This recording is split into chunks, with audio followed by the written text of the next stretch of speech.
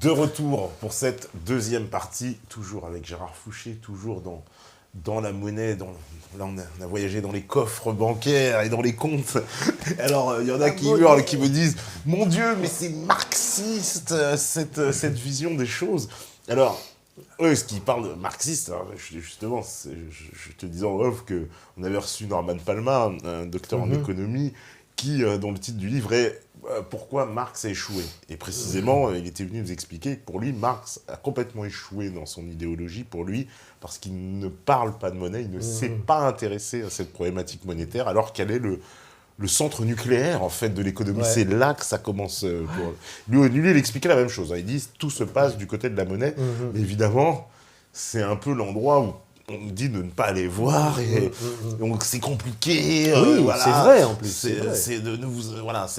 Mais en fait, on veut pas trop qu'on aille soulever un peu, voilà, derrière ce voile de la monnaie. Si je parlais de voile, en tout cas derrière les papiers. Mais il y a alors des gens, voilà, qui hurlent parce qu'ils pensent que le principe monétaire, en fait, il est corrélé fondamentalement à l'économie libérale. C'est-à-dire qu'il ne peut pas avoir de libéralité sans monnaie. Est-ce que ça, tu penses que c'est... Qu'est-ce que tu leur réponds? Parce qu'eux, ils nous disent c'est marxiste. Parce que dans l'idée, je pense que beaucoup pensent que... et puis c'est un peu ce qu'on a évoqué Francis Cousin tout à l'heure, qui parle justement d'un monde sans argent, qui dit qu'on devrait en revenir à quelque chose justement où la monnaie a disparu du rapport et d'échange entre les gens. Moi, j'avais reçu aussi Philippe Landeux ici, qui défend la même idée, qui dit, bah voilà, moi je pense qu'il faut un monde sans argent, un monde dans lequel il n'y a plus, où le rapport d'échange en fait n'est plus basé sur une base monétaire. Voilà. Bon, ça, c'est marxiste. Ouais. Ça, c'est marxiste. Abolition de l'État, abolition de l'argent. Bon, il ne faut pas dire l'argent. L'argent, c'est un corps chimique ou c'est un métal, mais il faut dire la monnaie. La monnaie, ouais.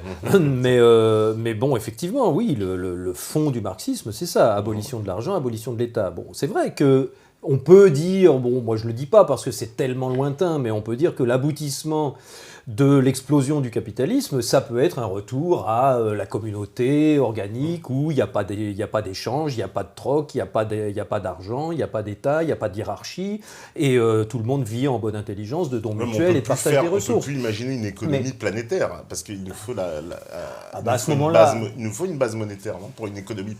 L'économie, comme on la conçoit aujourd'hui, telle que la technologie nous le permet, c'est-à-dire une économie planétarisé, quoi. Je veux dire mondialisé. Voilà, on peut faire du commerce avec des gens qui sont à 20 000 km. On est en train de se rendre compte aussi que justement faire du commerce avec des gens qui sont à l'autre bout du monde, c'est peut-être un petit peu une erreur.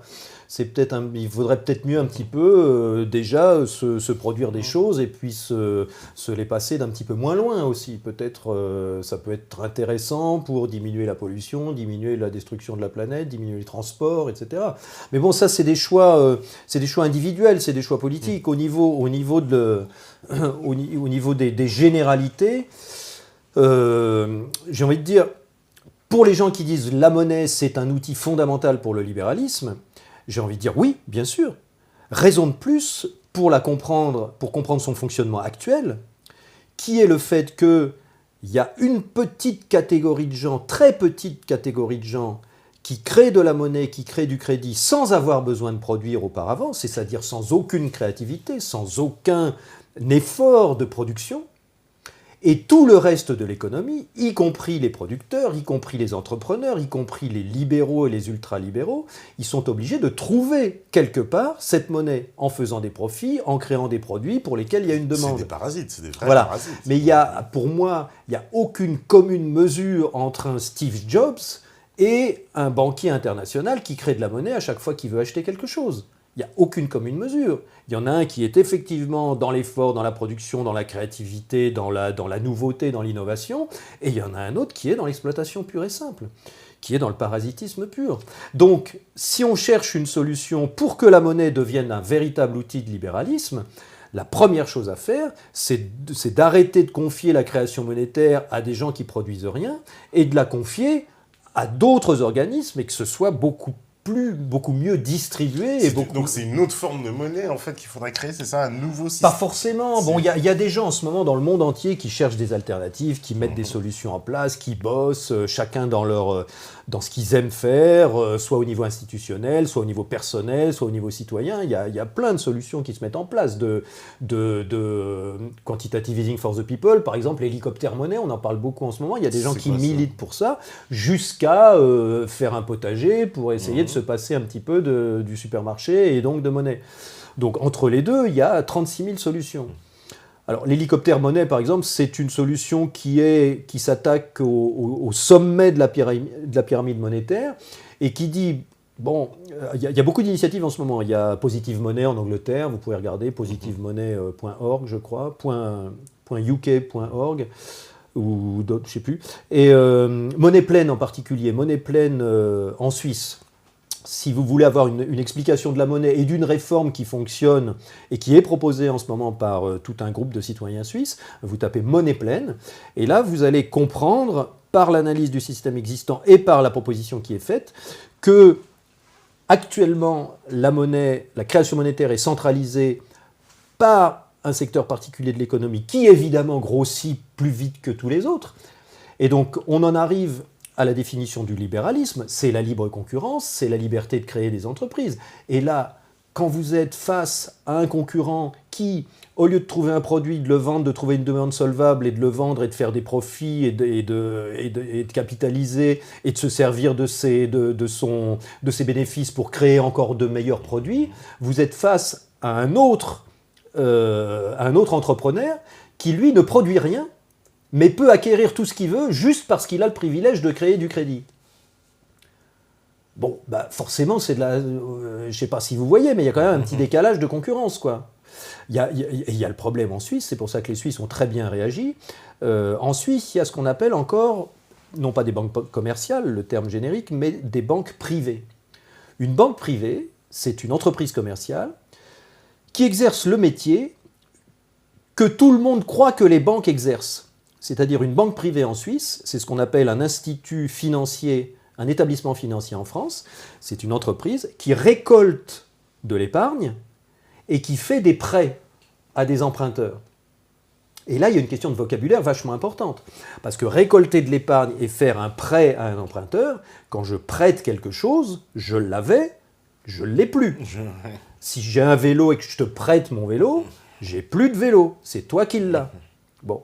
Donc une banque privée, selon la définition suisse, et un établissement financier, selon la définition française, c'est un organisme, une entreprise qui récolte de l'épargne, qui récolte des dépôts, et qui prête ces dépôts à des entrepreneurs, à des emprunteurs. Et donc là, on peut utiliser le verbe prêter. Ce que pensent d'ailleurs les banquiers. Alors tout le monde croit que les banquiers font ça. Alors tout le monde croit que les banques font ça. Et tout le monde croit que les banques ont des réserves en or dans les sous-sols. Il y a même des gens qui croient encore qu'il y a des petits cochons dans les sous-sols des banques et que les banquiers vont casser les petits cochons pour aller chercher des pièces d'or pour les prêter aux emprunteurs. Ça n'existe plus. Il n'y a plus d'or, il n'y a plus de garantie. Depuis 1971, il n'y a plus de garantie or sur la monnaie. Donc, actuellement, le métier de banquier privé en Suisse, d'établissement financier en France, c'est effectivement de récolter des dépôts pour faire des prêts. Et donc, quand un dépôt quitte cet établissement, il va sur le compte d'un emprunteur. Il n'est plus sur le bilan de la banque, sur le bilan de la banque privée en Suisse. Et donc les banquiers privés, ils se sont dit, mais comment ça se fait? On n'arrive pas à trouver de l'épargne, on n'arrive pas à trouver du crédit. Autour de nous, on voit des banques qui grossissent, qui rachètent tous les immeubles, et nous, on reste des petites entreprises. Comment ça se fait? Parce qu'ils ne connaissent pas comment ça marche vraiment. Ils croient que les banques font le même métier qu'eux, ce qui n'est pas le cas du tout. Autant... Tout le monde croit que les banques récoltent des dépôts pour faire des crédits, comme les établissements financiers et les banques privées, mais non, c'est le contraire. Une banque, ça crée du crédit, et quand le crédit qui n'existait pas auparavant arrive sur le compte du client, forcément que le client il dépense son argent, et ça revient sous forme de dépôt, dans une banque ou dans la même banque. De toute façon, le secteur bancaire fonctionne comme une grosse banque. Et on peut dire que quand le banquier tape le crédit sur le compte du client, c'est un dépôt qui vient d'être créé. Donc dans le système réel, ce n'est pas les dépôts qui permettent de prêter de l'argent, de faire des crédits, c'est le contraire. C'est les crédits qui font les dépôts. Donc ça, c'est quand même une distorsion de concurrence un petit peu particulière, quoi. Tu vois, qu'il y ait des gens qui soient obligés de trouver de l'argent pour faire leur projet, et puis d'autres gens, bah non, ils n'ont pas besoin de le trouver, ils le tapent sur leur clavier. Parce qu'il y a quelque chose dont on parle pas, c'est que la banque paye toutes ses dépenses par création monétaire. Une banque paye toutes ses dépenses en rajoutant de l'argent sur le compte du client, ou sur le compte du vendeur, ou du fournisseur, ou du salarié. Elle paye ses dépenses de cette façon. Bah forcément, elle ne peut pas faire autrement, elle n'a pas de compte en banque, une banque. D'accord, c'est-à-dire que... Une banque, elle n'a pas d'argent. D'accord. Elle n'a pas un compte en banque dans une banque. Quand elle paye quelqu'un, elle lui ouvre un compte au passif de son bilan et elle lui rajoute de l'argent. Sur le principe ex nihilo, quoi. Sur le principe ex nihilo, exactement. Par exemple, En fait, un crédit, une fois qu'il est signé par le client, la banque lui achète son titre de crédit et le paye par création monétaire. C'est toujours le même principe. Une banque qui achète un immeuble, elle met l'acte de vente de l'immeuble à l'actif et elle paye le vendeur de l'immeuble par création monétaire. Et inversement, une banque encaisse toutes ses recettes par destruction monétaire. Si tu as un prêt, si je suis banquier et que tu as pris un crédit chez moi, et puis là, le mois prochain, je te prélève 500 € de remboursement. Je vais pas mettre les 500 € que je te prends, je ne vais pas les mettre sur un compte à moi. Si ton solde c'est 2000, je vais juste modifier son solde, je vais le mettre 1500. Voilà, en fait, j'ai réduit ma dette envers toi. Voilà, d'accord. Donc, en fait, le secteur bancaire, c'est la pompe qui fait circuler la monnaie dans l'économie, par ses dépenses et par ses recettes.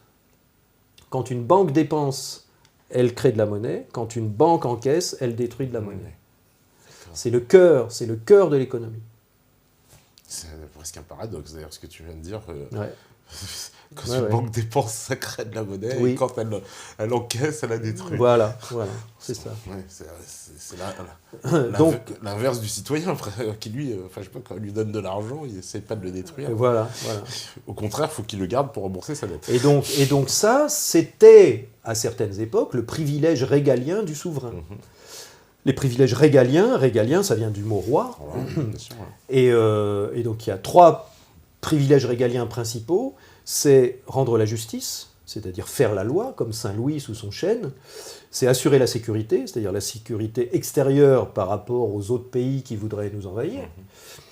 Et la sécurité intérieure, c'est-à-dire étouffer les révoltes qui peuvent se dérouler à l'intérieur. Donc la justice, l'armée, la police. Et le 3e privilège régalien, c'est de créer la monnaie. Et donc c'est le principal privilège régalien, puisque si tu ne crées pas la monnaie, tu ne peux pas payer l'armée et la police, et tu ne peux pas payer les juges et rendre la justice. Donc le principal privilège régalien, c'est l'émission monétaire sous forme de pièces ou de billets par le roi, par le souverain, qui émet à coût quasiment nul un moyen de prélever des richesses à la population, au secteur non bancaire, actuellement le secteur non bancaire, mais aux gens qui sont pas des souverains. Et donc, en se mettant dans le rouge. Si je me fais construire un palais, si je suis le souverain et que je me fais construire un palais, je me mets dans le rouge pour fournir de la monnaie à la population, qui va recevoir ma monnaie et qui va me donner un palais. Donc moi, sur mon bilan de souverain, j'ai un palais à l'actif, et je dois ce que j'ai donné aux gens au passif. C'est la même chose. Donc quand je paye des gens pour travailler pour moi, je crée de la monnaie. Et quand je reprends l'impôt, je détruis de la monnaie. Ce pouvoir-là, il a glissé petit à petit, donc des rois vers les États, puis vers le secteur bancaire, voilà. Privé. Alors ce qui est très intéressant au point de vue historique, c'est qu'on s'aperçoit quand même que le départ du système, c'est un souverain, un mec tout seul, qui fait tout ça, c'est-à-dire qui prélève tout pour lui et sa cour. C'est devenu ensuite un État, c'est-à-dire un groupe de gens puissants qui fait ça, qui émet de l'argent, qui prélève de l'argent pour construire des hôpitaux, des routes, et entretenir une armée, une police pour contrôler le pays. Puis c'est devenu le secteur bancaire. Donc maintenant, c'est presque chaque employé de banque dans son agence bancaire qui émet la monnaie à son niveau, dans son coin. Et donc on a vu tout à l'heure que ça créait des asymétries entre ce qui est profitable et ce qui ne l'est pas, ou entre ce qui est connu ou ce qui n'est pas connu. Donc ça a aussi des problèmes. Mais on peut dire que depuis le départ, il y a quand même une décentralisation de la création monétaire. Donc une des alternatives, enfin en tout cas une des évolutions qui est en train de se dérouler là sous nos yeux avec tous les organismes que j'ai cités tout à l'heure, Monnaie Pleine en Suisse, Positive Money, leurs propositions, elles convergent toutes. Il y a 22 pays maintenant qui ont exactement la même proposition. C'est une proposition qui a déjà été faite dans les années 29-30 avec la crise, parce qu'il y a déjà beaucoup d'économistes depuis les années 30 qui ont bien examiné le système, qui ont dit non, la monnaie, ça ne marche pas que ce soit émis par un centre particulier ou par quelqu'un en particulier. Donc les analyses ont déjà été faites. Et donc en particulier, un peu en Angleterre, mais surtout beaucoup Monnaie Pleine en Suisse, une de leurs alternatives, c'est de dire, bon, on a compris, un souverain qui s'en met plein les poches sans rien faire, ça ne va pas. Un État qui s'en met plein les poches sans rien faire, ça ne va pas. Un secteur bancaire qui s'en met plein les poches sans rien faire, ça ne va pas. Donc la seule solution pour un outil aussi puissant de création du futur et de création à l'aide d'un crédit qu'on reçoit, c'est que on aboutisse à une vraie subsidiarité. C'est-à-dire que l'échelle de décision de l'attribution de la monnaie, la décision soit prise au niveau le plus fin possible qui est concerné par cette décision-là. C'est-à-dire que les décisions concernant un État soient prises au niveau de l'État. Si on veut faire une route interdépartementale, c'est l'État qui prend la décision. Si on veut faire, je sais pas, un hôpital dans une région, c'est la région qui reçoit le crédit et qui prend la décision. Si on veut faire un rond-point dans la commune, c'est à la limite les gens de la rue qui décident si on finance un rond-point près de chez eux ou pas. Et donc on peut se dire, l'aboutissement le plus fin de ce principe de subsidiarité dans une société constituée d'êtres humains, c'est l'individu. C'est le citoyen, c'est l'être humain. Et là, on arrive à un aboutissement vraiment du libéralisme. C'est-à-dire, on peut dire très bien, et si on décidait que chaque être humain reçoive sa propre part de crédit, sa propre part de monnaie, libre à lui d'en faire ce qu'il veut. Que enfin, cette possibilité de créer le futur commun soit reçue et utilisé par chaque être humain. C'est quoi, un genre de salaire à vie, ça un peu non, c'est quoi le salaire à vie, c'est bien plus compliqué que ça. Alors là, si vous m'accusez de marxisme quand je parle du salaire à vie, vous allez voir que je ne suis pas marxiste et que je ne suis pas communiste quand je parle du salaire à vie. Mais bon, je préfère qu'on n'en parle pas. Mais par contre, non, ça peut être... C'est l'aboutissement de la liberté, de l'égalité, peut-être de la fraternité. C'est de dire... Bon, ça ne marche pas. S'il y a des gens qui reçoivent un tel pouvoir ou qui accaparent un tel pouvoir, forcément, ils vont prendre l'avantage sur les autres. Mais ça veut dire le seul moyen que personne ne prenne l'avantage sur les autres, c'est de distribuer le même pouvoir à tout le monde. Alors justement, on dit... Enfin, c'est que chacun prenne ce pouvoir en main. Ça peut être fait avec une application informatique où chacun se crée son propre crédit et le présente aux autres. Alors... si je comprends bien, donc on répartirait, on va dire, la masse monétaire, on va dire, chacun à ce qu'il a le droit, en fait, par rapport à ce qui a été créé, et ensuite, chacun déciderait de où il veut mettre son argent. Mais en gros, ça veut dire quoi? Il n'y a plus de travail corrélé, en fait, à la monnaie. Il n'y a jamais eu de travail corrélé à la monnaie. C'est toujours du travail futur. Ouais. C'est toujours du travail futur. Et c'est toujours, in fine, chaque citoyen qui est responsable d'avoir créé la richesse pour le crédit qu'il a créé. Oui. Si je suis citoyen et que je me prends un crédit de 100 000 euros, c'est moi le responsable du crédit, c'est pas la banque du tout. Si moi je crée pas une maison et que je construis pas une maison, j'ai rien créé, j'ai pas créé la richesse correspondant au crédit que j'ai pris. Oui, et le crédit, c'est bon, effectivement, c'est centralisé. Ce pouvoir d'émission de crédit, il est centralisé dans une banque en ce moment. Mais c'est quand même moi qui ai demandé à l'avoir. Donc c'est moi, in fine, citoyen, qui suis responsable de mon crédit. Si je paye pas, c'est moi qui me fais piquer la maison. Et on voit bien que ce sont les citoyens qui sont finalement responsables, puisqu'on ne peut pas laisser les banques faire faillite parce qu'elles détiennent tous nos avoirs, toutes nos monnaies et tous nos moyens de paiement. Et donc, à la fin, c'est quand même l'État qui renfloue les banques, ou la Banque centrale. Donc, à la fin, c'est quand même un coût pour tout le monde. Donc, du coup, on peut dire chacun se crée son propre crédit, ou bien, si on veut rester dans la centralisation et que on veut modifier de l'intérieur le système actuel, Il y a des gens qui font ça, donc qui font ça toute la journée, j'en connais personnellement, qui sont à Bruxelles en ce moment et qui font du lobbying pour essayer de convaincre les dirigeants de la Banque Centrale Européenne de recourir à une création monétaire au profit des citoyens, directement. Et non pas passer par le secteur bancaire commercial qui crée de la monnaie, mais en endettant tout le monde.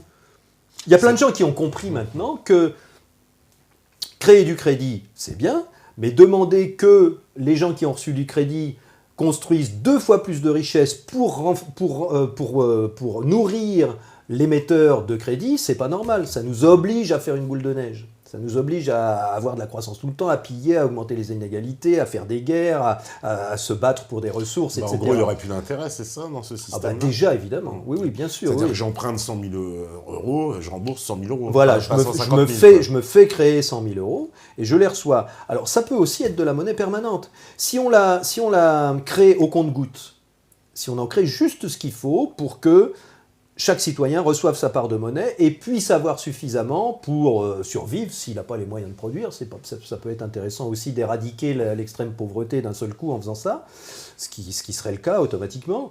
Mais ce qui est intéressant surtout, c'est que chaque personne d'une zone économique donnée reçoive sa part de monnaie, parce que c'est ça qui permet de décider de ce qui va exister ou pas. C'est ça qui permet de dire...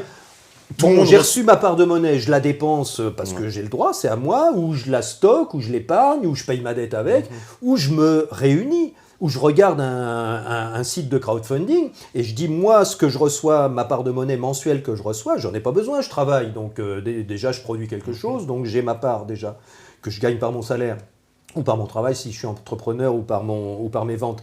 Et donc la part de monnaie que je reçois, qui normalement est distribuée par le secteur bancaire, là maintenant que c'est moi qui la reçois, c'est moi qui vais décider ce que je vais financer ou pas.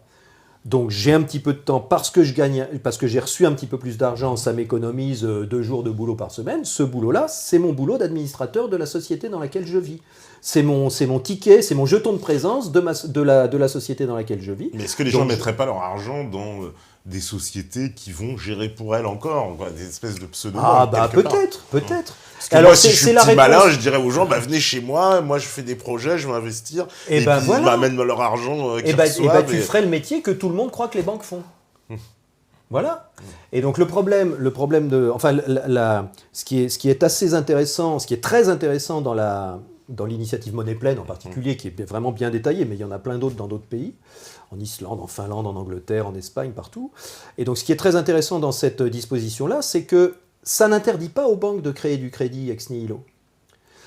Ça permet aux banques de continuer à créer du crédit ex nihilo, mais par contre, ça les oblige à respecter les règles du libéralisme. C'est-à-dire, on peut très bien continuer à créer, moi si j'ai une banque, je continue à créer du crédit, mais c'est ma monnaie que je crée. Si je suis la banque nationale du pont, je crée de la monnaie du pont. Je fais venir des gens et je leur émets des titres, ils émettent des titres, je les mets à l'actif et je leur donne ma dette à moi, libre à eux d'en faire ce qu'ils veulent. Mais c'est de la monnaie du pont. Et donc là, on est dans le vrai libéralisme.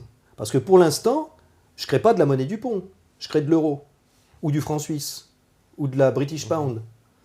Et donc, dans un vrai système libéral à concurrence libre, j'ai pas le droit de profiter d'un monopole d'État pour faire croire que ma dette a autant de valeur que la monnaie qui est le monopole d'État est garanti par 60 millions de Français, ou par 330 millions d'Européens. Parce qu'en gros, c'est un banquier privé qui crée de la monnaie garantie par l'État. Voilà, c'est ça le truc. C'est-à-dire que tout le monde se porte caution. Tout le monde se sert de cette unité-là et elle porte le même nom, alors qu'elle n'est valable que dans chacune des banques qui les ont émises. Donc, on peut dire au secteur bancaire, non, vous continuez à créer du crédit. Le seul truc qu'on vous demande, c'est de faire, comme la banque Vir en Suisse. La banque Vir, c'est une banque qui émet des francs Vir. Elle émet des francs Vir et elle fait des crédits aux entreprises qui peuvent ainsi s'acheter des choses entre elles. Ça a commencé avec du crédit mutuel entre entreprises, une forme d'affacturage. Et puis ensuite, le système Vir est devenu Vir, W-I-R, vous pouvez chercher. Et c'est devenu ensuite une banque Vir qui émet du crédit en francs Vir, honnêtement. Elle ne dit pas que c'est des francs suisses. Par contre, toutes les autres banques suisses créent du crédit et appellent ça de francs suisses. C'est de la contrefaçon, Ouais, c'est... en fait. Et donc voilà, donc ça peut être intéressant, ça au premier niveau. Et au deuxième niveau, la monnaie qui serait dans cette hypothèse-là, l'hypothèse monnaie pleine, créée par la Banque centrale, et il y a deux options, soit distribuée au canton suisse, libre au canton de décider démocratiquement ce qu'ils vont investir, voilà, là où ils vont investir ou pas, soit à chaque citoyen, soit un peu les deux, soit un mélange des deux, libre aux citoyens de décider ce qu'ils en font, investir, se regrouper pour faire un projet, pour faire un rond-point au bout de la rue s'ils veulent, pourquoi pas. Et donc, les francs suisses qui sont créés par la Banque centrale vont directement sur les comptes de citoyens. C'est-à-dire que les citoyens ne sont pas obligés de s'endetter auprès du secteur bancaire commercial pour avoir des moyens de paiement. Ils reçoivent, comme les banquiers reçoivent en ce moment de la monnaie de la Banque centrale, eh bien tout le monde devient son propre banquier. Tout le monde devient une banque commerciale. Et après, il y a des systèmes encore supérieurs à ça, qui vont être des applications où le crédit peut être créé en local sur l'application de chaque citoyen. Et là, ça permet d'avoir une petite partie de ces transactions, par exemple, qui serait mesurée dans un système indépendant. Ça pourrait représenter combien pour un pays comme la France, par exemple ? Combien de quoi ? Si on devait redistribuer l'ensemble de l'argent, entre guillemets, justement, qui a été créé par la Banque centrale et qu'au lieu de le redonner aux banques, on le remet dans la poche des citoyens. Alors c'est très difficile parce que la création monétaire n'est pas mesurée. On ne sait pas combien de monnaie est créée. C'est intéressant. Ça. Ouais. C'est-à-dire qu'on a les bilans, des banques, on a le total de bilan de la BCE, mais on n'a pas le flux de création et de destruction. C'est-à-dire on sait combien il y a dans la baignoire, mais on ne sait pas combien de temps le robinet a coulé. D'accord. Ouais. Et donc, il y a différentes manières de mesurer la baignoire, il y a différentes masses monétaires, M1, M2, M3, selon que c'est de la monnaie qui est uniquement sur les comptes bancaires qui circulent, ou si elle est investie à moins de 2 ans, à plus de 2 ans, ou si elle est investie dans de l'immobilier ou des choses qui ne sont pas liquides. Dans le cas le plus haut, c'est la monnaie M3, on arrive à 10 000 milliards pour la zone euro, 10 000 milliards d'euros pour la zone euro.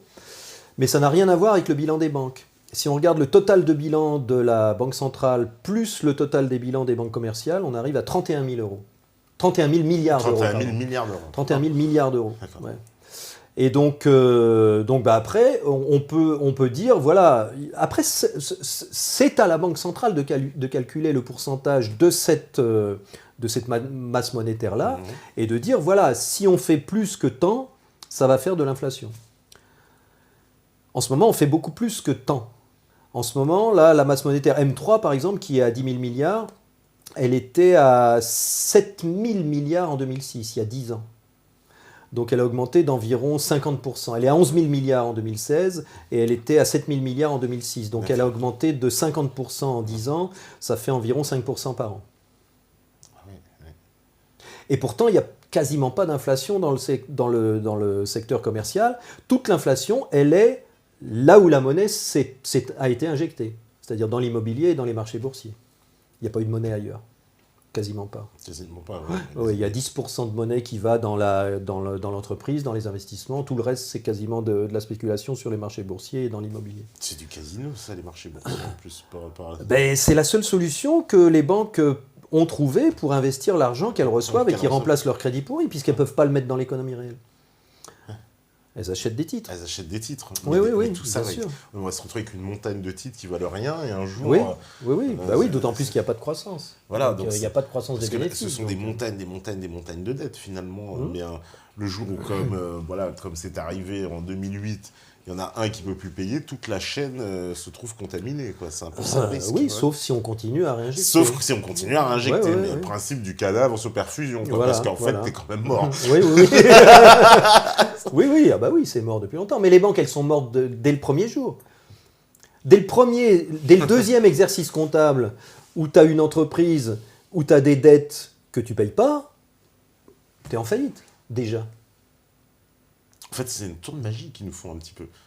C'est un tour de magie, mais vachement bien verrouillé. Les banques, c'est un peu des Copperfield super sophistiqués, parce que, en fait, elles ont des montagnes de dettes. Bah, ça s'est fait petit à petit en même temps, Ouais. tu vois, ça s'est fait à plein d'endroits différents, ça s'est fait sur la comptabilité, ça s'est fait dans la politique, ça s'est fait Parce au niveau des économistes. Parce qu'en fin de compte, toutes ces montagnes de dettes, comme là, bon, on a eu le soubresaut, mais on sait que dans l'histoire, ça s'est reproduit plusieurs fois. Mais en 2008, finalement, ce sont les États qui sont venus renflouer cette dette. Parce qu'en fait, quand ça peut plus se voir, il faut que quelqu'un paye. Parce que sinon, Bah, sinon ça s'écroule. sinon ça s'écroule. Ouais, Et donc là, on va chercher les États, on dit, monsieur, j'ai 800 milliards. Hein, exactement, bah oui, c'est ce que Frédéric Lordon appelle le chantage cosmique. Tu vois, si vous nous redonnez pas de l'argent frais pour compenser les dettes qu'on n'arrive pas à se faire payer, la semaine prochaine, il n'y a plus de distributeur automatique de billets, vous recevez plus vos vous pouvez plus payer vos prélèvements, vous recevez plus vos salaires, il n'y a plus rien qui marche, tout est bloqué. Donc un politicien ne peut pas laisser faire ça, c'est impossible. C'est impossible. Parce que en plus, ce qui est arrivé à des pays, on sait, en Argentine, au Mexique, ça leur est arrivé, ça. Ils ont quand même réussi. Alors ce qui est marrant, c'est que instinctivement, les populations mettent en place des solutions de remplacement des béquilles. Instantanément, on l'a vu en Grèce là, l'été dernier, on l'a vu en Argentine, instantanément, les gens se créent des systèmes d'échanges locaux, font des gratiférias pour se donner des trucs, les jeunes vont retourner vivre chez leurs parents à la campagne et ils cultivent un peu. Il y a une grosse... Alors c'est assez marrant parce que dès qu'on supprime la cause qui est la hiérarchisation, qui est la pyramide de pouvoir, avec des gens qui triment en dessous et des gens qui produisent rien, qui pompent en haut, dès que ça commence à s'écrouler, aussitôt il y a des choses beaucoup plus sphériques, beaucoup plus horizontales qui se mettent en place. Parce qu'instinctivement, on sait que le secours, il vient de l'entraide, il vient de la coopération, il vient de la communauté. Et donc aussitôt, on le voit, on se remet à s'entraider entre voisins, on se remet à... Finalement, c'est un autre système d'échange qui prend place, quoi, quand Ben l'argent oui. disparaît. Ouais. Quand l'argent disparaît, c'est là que le troc réapparaît. Le troc, il a jamais apparu spontanément dans aucune tribu. Comme je te dis au début, les anthropologues cherchent des tribus où il y a eu du troc et où quelqu'un a eu l'idée d'inventer la monnaie parce que le troc ne marchait pas. Ça n'existe pas. Il n'y en a pas. Jamais la monnaie a été inventée pour remplacer le troc, puisque le troc n'a jamais existé. Par contre, le troc arrive quand on a pris la mauvaise habitude de tout compter entre nous et que du coup, on aime bien être quitte. On aime bien régler nos comptes. Donc du coup, on arrive avec 3 tomates et on se dit, est-ce que tu peux me donner une douzaine d'œufs contre mes 3 tomates ? Mais ça n'a jamais existé. Ça n'existe que dans les systèmes où il y a des contraintes, où il y a de la hiérarchie et où on avait l'habitude de mesurer au centime près nos transferts mutuels. D'accord, donc le troc, il arrive en gros pour remplacer là où il y avait un système existant d'échange. Voilà, mais voilà. c'est pas Un système existant, qui naît. voilà. Ah, un système existant de comptabilité mutuelle précise qui finalement, là je vais peut-être encore me faire traiter de marxiste, mais qui finalement détruit la relation. Parce que si tu me donnes un truc, si tu viens chez moi et je sais pas, tu as des fleurs dans ton jardin, tu m'amènes un bouquet de fleurs. Je vais pas te dire combien je te dois pour le bouquet de fleurs. Tu vas être en colère et tu auras raison. Bon. Je vais l'accepter, je vais rien dire. Je vais te dire, ouais, super, je vais le mettre dans un vase. Et puis quand j'irai boire un coup chez toi, si j'ai fait de la confiture de mûre, je vais t'amener 3 pots de confiture, tu vas être content. Et alors ce qui est génial, c'est que quand on compte pas, on sait jamais combien on a donné. On sait jamais qui a donné plus, qui a donné moins. Au pif, on le sait bien, dans le fond, inconsciemment, on sait bien où on en est. Je vais pas t'amener un lingot d'or si tu m'as amené un bouquet de fleurs. Je t'amène à peu près l'équivalent, mais c'est jamais mesuré. Et ça, on est toujours un petit peu en déséquilibre l'un par rapport à l'autre. On essaye toujours de donner un petit peu plus le coup d'après, tu vois. On essaye d'éviter de donner un petit peu moins. Du coup, on est obligé de se revoir, puisqu'on se doit toujours un petit peu quelque chose. On est obligé de rester potes, tu vois. Par contre, si je te dis, tiens, je t'achèterai bien ta veste. Ah bah oui, je te la vends 100. Eh ben ok, donne-moi ta veste, tiens, je te mets un crédit de 100. Eh ben on n'a pas besoin de se revoir, puisque je t'ai donné exactement ce que tu voulais. On a réglé nos comptes, on est quitte. Donc je peux faire ça avec n'importe qui. Ça n'est pas du tout créateur de relations. C'est destructeur de relations. Donc on peut dire que le fait de tout mesurer au quart de poil, ça divise une société. Et donc ça nous oblige à, si ce moyen de paiement, ce moyen de compensation direct et immédiat disparaît, on garde ce réflexe-là, de dire combien je te dois. Et donc on a tendance à faire du troc pour être quitte. D'accord, c'est très intéressant. Alors que Attends, moi je le vois, mais c'est même là, cet été, en Bretagne. J'ai un petit coin dans un petit hameau, et mes voisins, ils ont plus de 80 ans. Ils vivent comme dans les années 50, toujours. Ils n'ont quasiment pas de monnaie. Ils n'ont quasiment pas besoin de monnaie, parce qu'ils ont tout sous la main. Ils ont leur potager, ils ont leurs pommes, ils ont des poules, ils ont des potirons, tu ne sais pas quoi en faire, ils ont des arbres, ils achètent quasiment rien. Ils achètent un peu de beurre et un peu de sel, quoi. Et ils mangent des haricots. Et ils vivent dans une pauvreté, mais complètement assumée. Si tu regardes dans les statistiques du FMI, ils sont largement en dessous du seuil de pauvreté, comme un Africain. Mais ils sont pas pauvres, pas du tout, puisqu'ils ont tout ce qu'il faut, largement. Eh bien, ces gens-là, quand tu vas les voir, t'amènes une petite bouteille, t'amènes un truc, et quand eux, ils viennent te voir, ils viennent jamais les mains vides. C'est une culture du don mutuel. Il n'y a même pas besoin de se dire merci, c'est la culture normale. Si tu arrives avec une bouteille, ils ne te disent pas merci. C'est normal. Ça serait une honte de te dire merci, ça serait presque comme te payer. Ça voudrait dire qu'on n'est même pas voisins et qu'on ne s'aime pas et qu'on ne veut pas se revoir. Ça ne se fait pas, c'est mal poli de dire merci. Tu vois ? Et donc, le fait qu'il y ait une absence de mesure, une absence de monnaie, une absence de rétribution parfaitement au quart de poil, c'est une mauvaise habitude. C'est une habitude qui nous a détruit nos communautés.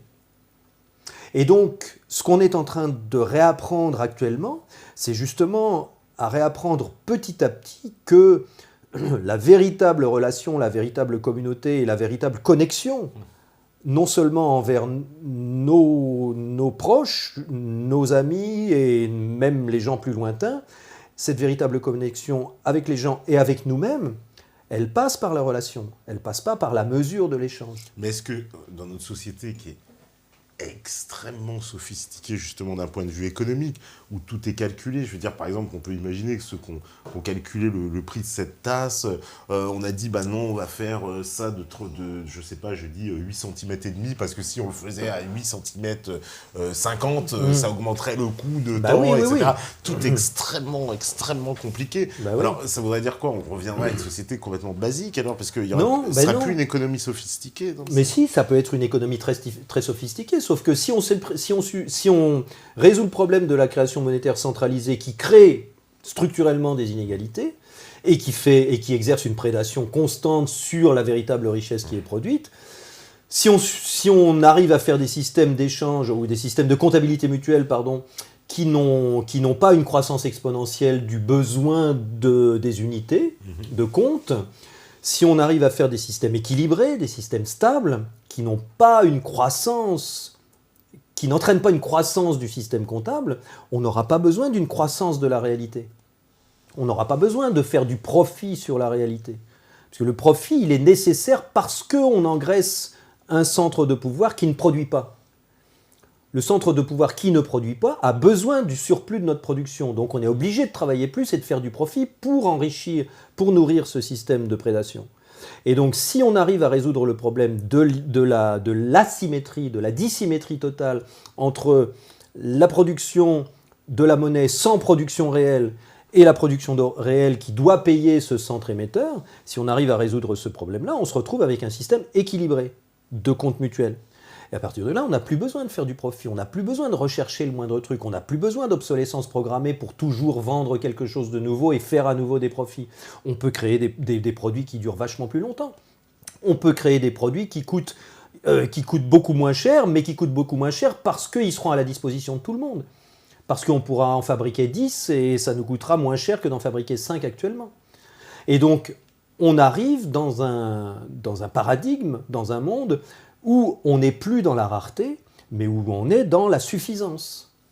Et peut-être pourquoi pas dans l'abondance. Si en même temps on comprend que tout le système agricole repose sur la nécessité de profit, et donc sur le pillage des terres, et donc sur le profit maximum, alors que si on revenait à des façons de cultiver plus harmonieuses, avec plus de polyculture, avec moins de recherche de profit, on aurait beaucoup plus de production de nourriture, par exemple.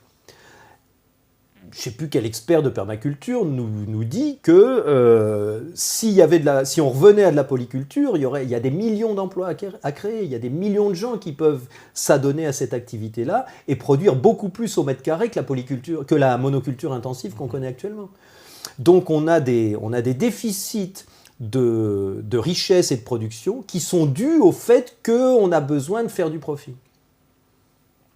Et donc si on arrive à résoudre ce problème-là, en particulier le problème de l'exponentialité du système comptable, qui nous oblige à produire plus au moindre coût, on résout plein de problèmes en chaîne derrière. Ça veut dire quoi, moi, entrepreneur, je vais fabriquer, par exemple, voilà, on a parlé d'agriculture, moi, voilà, je produis des tomates, donc je vends mes tomates, mais c'est bien à un moment donné pour faire du profit. Sinon, si je vends des tomates, mais j'en récolte jamais de bénéfices, je vais m'arrêter de produire des tomates. Bien sûr, bien sûr. Si tu produis des tomates, finalement, tu es créditeur par rapport à la communauté.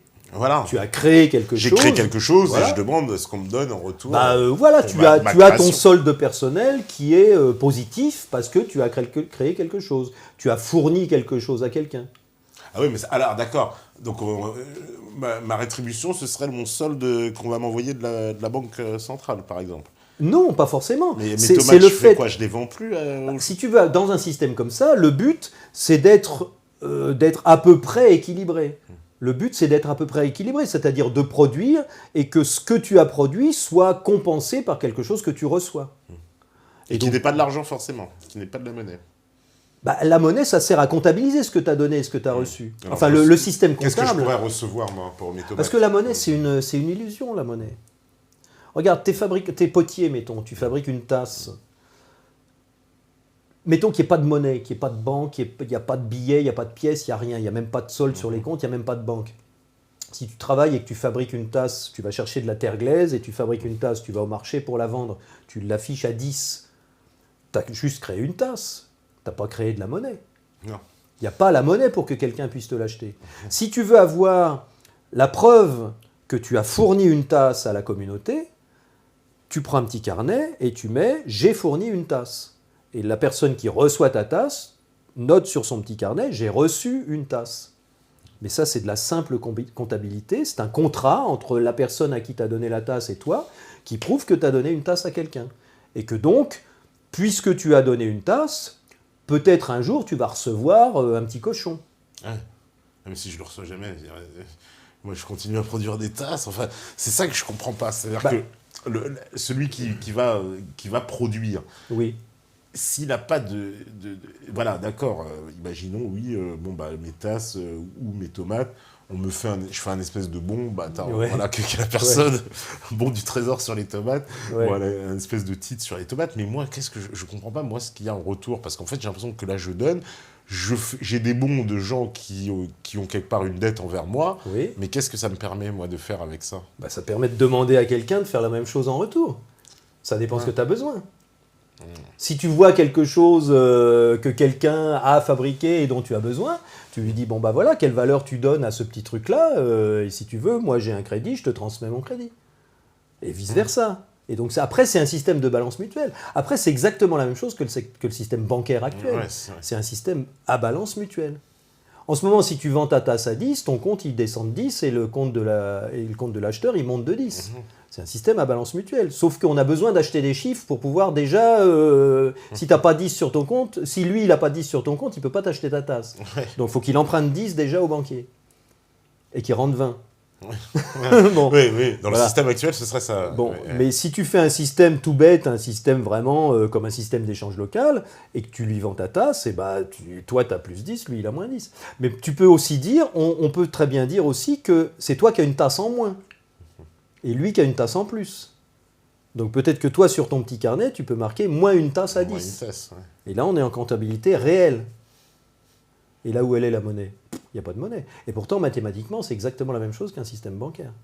On sait où on en est les uns par rapport aux autres, et on sait que lui, il a reçu quelque chose. Mais la monnaie, il y a une question aussi, alors, de confiance un peu, puisque finalement, c'est vrai que les bouts de papier qui circulent auxquels on accorde de la valeur, c'est juste la confiance finalement qu'on met dedans. C'est tout. Quoi. Ça tient à rien. Et là, où est-ce qu'elle serait la confiance? Parce que finalement, moi, j'ai mes tomates. Comment je pourrais avoir confiance que je vais pas me retrouver avec, en fait, sur la possibilité réelle de ce que je pourrais faire voilà, en vendant mes tomates. Quoi. La confiance, c'est que comme c'est un système à somme nulle, il faut forcément qu'il y ait des productions respectives dans tous les sens. Il faut forcément que ceux qui produisent trouvent une demande solvable pour ceux qui consomment. Ouais. Et donc ceux qui consomment, à un moment donné, ce qui est très simple, il suffit de mettre une limite à la consommation. Si tu dis, voilà, on peut descendre jusqu'à moins tant si vous avez beaucoup reçu, mais en dessous, vous ne pouvez pas descendre. Alors ça inquiète les gens. Ils pensent que c'est une entrave à la liberté si on met une limite à la consommation. C'est pour ça qu'on peut ajouter à un système de compte mutuel un crédit récurrent, une avance récurrente, de manière à ce que les gens qui sont à la limite inférieure puissent quand même s'ils n'ont rien produit parce que c'est un jeune qui produit rien pour l'instant, ou une mamie qui n'a pas de sous, ou un malade, s'ils n'ont rien produit, ils peuvent quand même descendre tous les mois un petit peu, de manière à pouvoir recevoir quand même de quoi rester en vie. C'est une certaine forme de revenu de base. Voilà, c'est ça, ça ressemble quand même au revenu de base. Voilà, tout à fait. Et ça, dans un système de compte mutuel, on peut utiliser comme étalon local ce qui est nécessaire pour rester en vie. Parce que si tu dis, voilà, moi je donne des tomates à tous ceux qui en veulent, bon, et que tu as peur que quelqu'un ne fasse que prendre des tomates et qui te donne jamais rien, ou même qui donne jamais rien à personne. Bon. À quel moment tu vas refuser de lui donner des tomates? Quand il va revenir la deuxième fois. Bon, si on met une limite en réception, si tu veux, quand il va arriver à sa limite, tu vas lui dire non, là tu es à moins 1000, je ne peux plus te donner de tomates. Et tu peux lui dire, par contre, s'il te dit oui, mais si tu ne me donnes pas de tomates, je suis au seuil de pauvreté, je ne vais pas bouffer ce mois-ci, je vais crever. Là, tu lui donnes des tomates. Mais tu lui donnes des tomates seulement pour qu'il puisse satisfaire à son seuil de pauvreté. Si tu veux, c'est l'article 25 de la Constitution qui dit « Tout être humain doit avoir de quoi rester en vie, se loger, se nourrir, se chauffer ». Et donc, si tu étalonnes ton système de compte sur qu'est-ce qu'il faut dans telle région pour rester en vie, à ce moment-là, tu refuses de donner au-delà de ça. Et là, tu as une limite commune pour tout le monde. Si un jour, toi, tu es dans le même cas et que tu ne produis plus rien, tu pourras dire au gars, attends, je suis à la limite, je vais attendre d'avoir mon crédit récurrent, et puis là, tu pourras me donner de quoi manger. Alors, si tu veux, c'est réciproque. Il faut que ce soit réciproque. Donc c'est pour ça qu'il faut que la création monétaire soit faite symétriquement pour tous les citoyens, tous les humains, tous les habitants d'une zone. Si on passe par cette phase-là, ce qui n'est peut-être pas indispensable, j'en sais rien, on peut peut-être aller directement dans une société de l'abondance et dans une société du don mutuel. C'est ça, effectivement, dont on peut rêver comme aboutissement. Mais bon, on ne peut pas sortir de 3000 ans de prédation et de déséquilibre comme ça. Moi, je le vois à Nuit debout, il y a plein de gens en ce moment à Nuit debout qui discutent de démocratie, de nouveaux systèmes monétaires, de tout un tas de choses. Et il n'y a pas que des affreux gauchistes, il y a plein de gens de tous les milieux qui viennent là pour s'asseoir en rond et pour discuter. Il y a plein de débats qui servent à rien, qui tournent en rond. Mais on sort de 3000 ans d'asservissement, donc on a besoin d'une longue période de convalescence et on a besoin d'expérimenter. On a besoin de faire des monnaies locales, même si ça ne sert pas à grand-chose. On a besoin de faire des systèmes d'échange locaux. On a besoin de faire des expériences de démocratie. On a peut-être besoin de faire une nouvelle constitution. On a peut-être besoin de faire une chambre élue au tirage au sort. On a besoin d'expérimenter. On est en convalescence en ce moment. Et donc on est en train de réapprendre à devenir des êtres humains responsables et libres. Donc ça demande beaucoup de boulot, puisqu'on n'a jamais fait ça. Depuis les sociétés primitives, où tous les humains étaient libres et où il n'y avait pas de richesse à voler, puisque tout le monde était responsable de sa propre vie, depuis cette époque-là, depuis qu'il y a des centres de pouvoir, on est dans une société où il y a des maîtres et des esclaves. Et donc on a besoin de temps. On a besoin de temps pour se réhabituer à ça et pour remettre en place des systèmes. On a besoin d'une énorme écologie, de la démocratie, des prises de décision en commun, de la liberté individuelle, de la créativité individuelle. En ce moment, on ne peut pas les exercer, toutes ces qualités-là, on ne peut pas les exercer. On s'est adapté à un système pyramidal et hiérarchique, parasitaire et prédateur, qui nous oblige à avoir des comportements d'individualisme, de méfiance, de défiance les uns des autres, de combativité, d'impulsivité.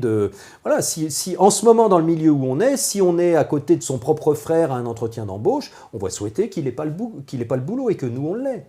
Même en famille, dès qu'on parle de fric, on se tape dessus. Voilà, les héritages, ça part souvent très Voilà. Et nous, on le voit très bien. Moi, j'organise un jeu qui s'appelle le jeu de la monnaie, là, où on expérimente différentes manières de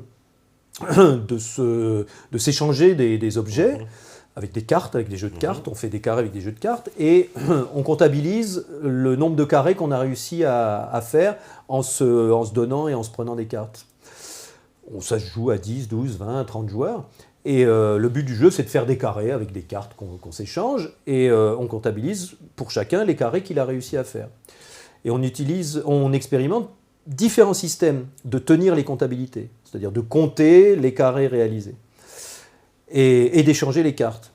Et donc le premier système, c'est le don mutuel. C'est-à-dire, voilà, tu as 3 sets, moi j'en ai un et j'ai d'autres cartes, tu as besoin d'un set. Oh bah oui, j'ai un set, tiens, je te le donne. On compte pas, on mesure pas. Si tu as besoin d'un truc, tu me le donnes. Si j'ai besoin d'un truc, tu me le donnes.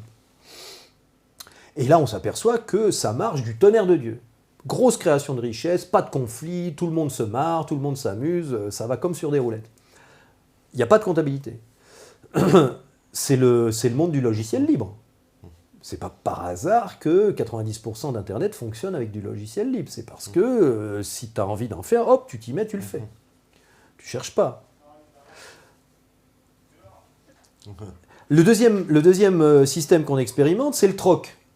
Et là, on dit aux gens, vous avez le droit d'échanger une carte, mais il faut que l'autre, il en ait besoin aussi. Vous avez besoin de sa carte, lui, il a besoin de la vôtre. Ça marche pas, c'est impossible, ça bloque instantanément. Ils sont obligés de tricher. Bon. Et le troisième système, c'est le système bancaire. Et là, on s'aperçoit que dès qu'il faut emprunter des billets au banquier et lui en rendre plus à la fin du jeu, on n'est plus du tout concentré sur les carrés à réaliser, on est concentré sur les billets à gagner pour aller les rendre à la fin.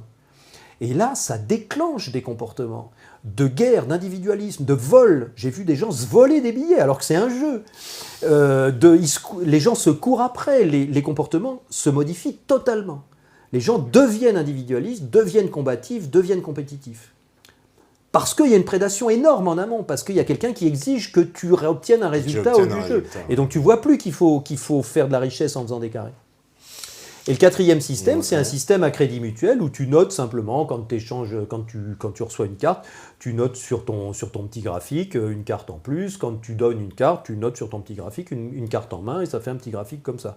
Donc ça ne sert pas à grand-chose, c'est très proche du don mutuel, sauf qu'on note ce qui a circulé. Voilà. Et là, on s'aperçoit que la quatrième version, ça permet aux gens de faire une petite béquille, vraiment une petite attelle pour sortir, pour passer la période de convalescence entre la prédation du système où il faut rendre plus que ce qu'on a eu et le don mutuel qui est peut-être l'aboutissement final. Et c'est un jeu extrêmement éclairant, c'est un jeu génial. Il n'y a même pas besoin d'expliquer quoi que ce soit. Tu as joué à ça, tu as tout de suite compris qu'il y a un truc qui ne va pas et qu'on peut faire autrement. Et ben on va faire la pause pour la deuxième partie, et puis on revient juste après. Alors ne trichez pas, vous, pendant la pause, parce qu'on a des joueurs de poker, beaucoup qui nous regardent. Mais bon, ils se font plumer sur Poker Star, alors bon. Et on fait la pause, à tout de suite, à vous la régie.